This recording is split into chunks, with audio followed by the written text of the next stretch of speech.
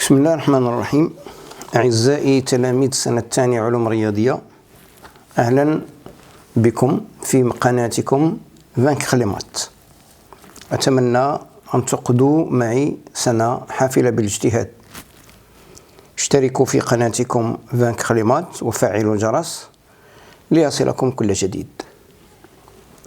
على بركة الله نبدأ chapitre numéro 1 limite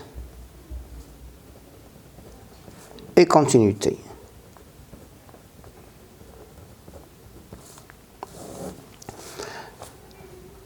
Première partie, limite d'une fonction en un point.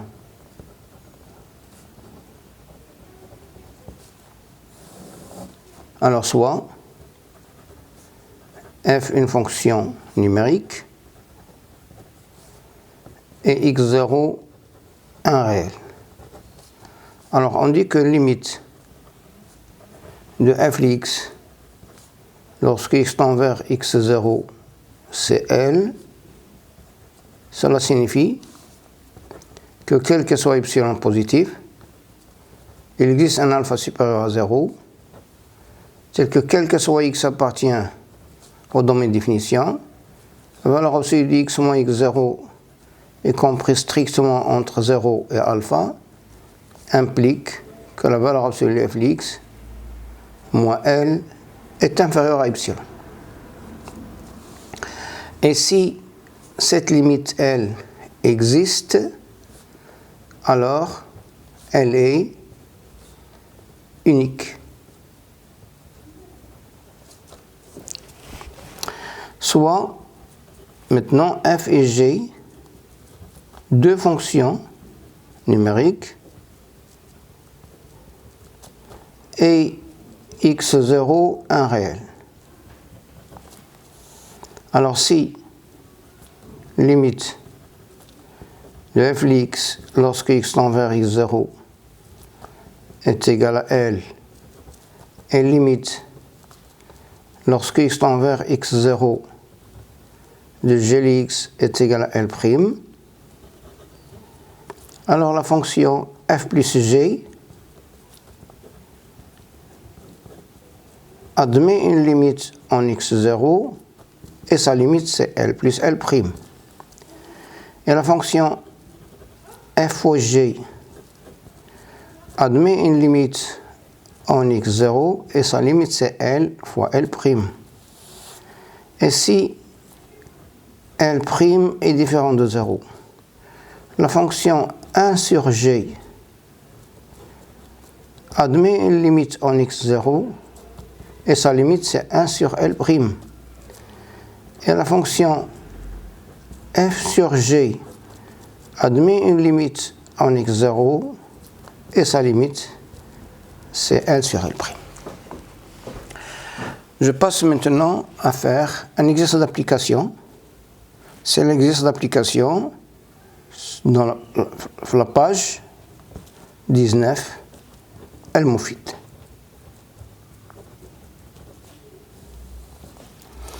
Il nous demande dans cet exercice d'application, en utilisant la définition, montrer que limite de 2x plus 1 sur x plus 1 lorsque x tend vers 1 est égal à 3,5. Alors, soit epsilon positif. Cherchons l'existence de alpha positif, tel que quel que soit x appartient au domaine de définition, la valeur absolue de x moins 1 inférieure à alpha implique que la valeur absolue de f de x moins 3,5 est inférieure à epsilon.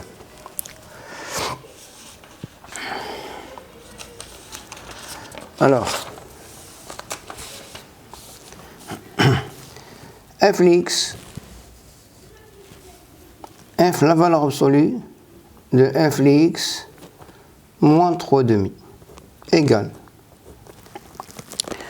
la valeur absolue de 2x plus 1 sur x plus 1 moins 3 demi